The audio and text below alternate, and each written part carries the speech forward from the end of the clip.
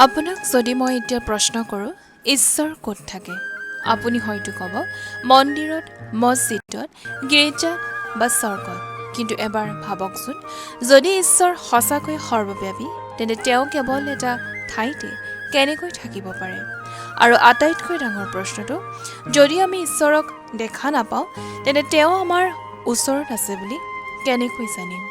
এই প্ৰশ্নৰ উত্তৰ শ্ৰীকৃষ্ণই গীতাত অতি সুন্দৰকৈ দিছে।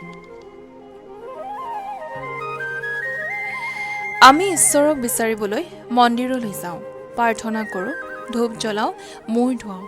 এইবোৰ ভক্তিৰ সুন্দৰ প্ৰকাশ। কিন্তু ইয়াৰ অৰ্থ এইটো নহয় যে ঈশ্বৰ কেৱল মন্দিৰৰ ভিতৰতহে আছে। মন্দিৰ হৈছে ঈশ্বৰক স্মৰণ কৰাৰ এটা স্থান। কিন্তু যদি ঈশ্বৰ সঁচাকৈয়ে সৰ্বব্যাপী, তেন্তে মন্দিৰৰ বাহিৰতো তেওঁ আছে। ঈশ্বৰ প্ৰকৃতিত আছে, জীৱ-জন্তুৰ মাজত আছে আৰু আমাৰ নিজৰ অন্তৰৰ মাজতো আছে।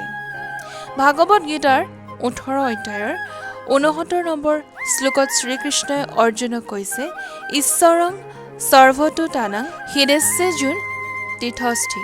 অৰ্থাৎ, হে অৰ্জুন, ঈশ্বৰ সকলো জীৱৰ হৃদয়ত অৱস্থিত।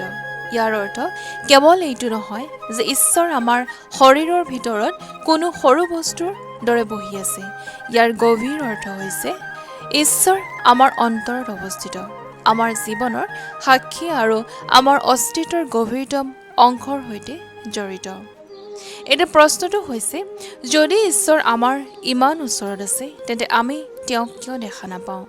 ইয়াৰ এটা অতি সহজ উদাহৰণ লওঁ। আপুনি বতাহ দেখা পায়নে? নাপায়। কিন্তু বতাহ আছে বুলি আপুনি কেনেকৈ জানে? আপুনি তাৰ অনুভৱ কৰে। গছৰ পাত লৰিছে, বতাহে আপোনাৰ মুখখন স্পৰ্শ কৰিছে। তেতিয়া আপুনি বুজি পায় যে বতাহ আছে। ঠিক তেনেদৰে আধ্যাত্মিক দৃষ্টিত ঈশ্বৰক কেৱল চকুৰে দেখা বস্তু হিচাপে বুজা নাযায়। ঈশ্বৰক অনুভৱ কৰা, উপলব্ধি কৰা আৰু নিজৰ জীৱনত তেওঁৰ উপস্থিতি চিনাক্ত কৰাটোৱেই মূল কথা। আমি কেতিয়াবা ঈশ্বৰক বহুত দূৰত বিচাৰোঁ। আকাশলৈ যাওঁ, দূৰ কোনো অজানা জগতৰ কথা ভাবোঁ। কিন্তু হয়তো প্ৰথমে নিজৰ ভিতৰলৈ চাব লাগে। যেতিয়া আপুনি কোনো মানুহৰ কষ্ট দেখি সদায় আগবাঢ়িবলৈ সহায় কৰিবলৈ আগবাঢ়ে, তাত মানৱতা আহি পৰে। যেতিয়া আপুনি কাৰোবাক ক্ষমা কৰে, তাত এক ধৰণৰ পবিত্ৰতা আহে। যেতিয়া কোনো লাভৰ আশা নকৰাকৈ আপুনি কাৰোবাৰ ভালটো কৰে, তাতো ঈশ্বৰৰ শিক্ষাৰ প্ৰতিফলন দেখা যায়। কিন্তু দুখৰ সময়ত ঈশ্বৰ ক'ত থাকে? আৰু এইটো হৈছে আটাইতকৈ ডাঙৰ প্ৰশ্ন। যেতিয়া জীৱন ভালকৈ চলি থাকে, তেতিয়া ঈশ্বৰক অনুভৱ কৰাটো সহজ। কিন্তু যেতিয়া আপুনি আপোনজনক হেৰুৱায়, আপুনি ব্যৰ্থ হৈ পৰে, অন্যায়ৰ সন্মুখীন হয়, অকলশৰীয়া অনুভৱ কৰে, তেতিয়া আপুনি সোধে, ঈশ্বৰ ক'ত? কিন্তু শ্ৰীকৃষ্ণৰ শিক্ষাই আমাক এটা কথা বাৰে বাৰে সোঁৱৰাই দিছে, কঠিন সময়ত ঈশ্বৰক কেৱল সমস্যা নোহোৱা কৰি দিয়াজন হিচাপে বিচাৰিব নালাগে।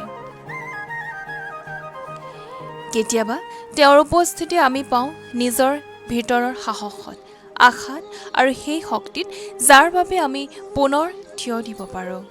তেন্তে ঈশ্বৰক অনুভৱ কৰিবলৈ কি কৰিব লাগে? বহুত জটিল কিবা নহয়। প্ৰথমে নিজৰ মনটো অলপ শান্ত কৰক। প্ৰতিদিনে কেইমিনিটমান নিজৰ সৈতে থাকক, প্ৰাৰ্থনা কৰক, নিজৰ ভুল স্বীকাৰ কৰক, আনক অযথা কষ্ট নিদিব।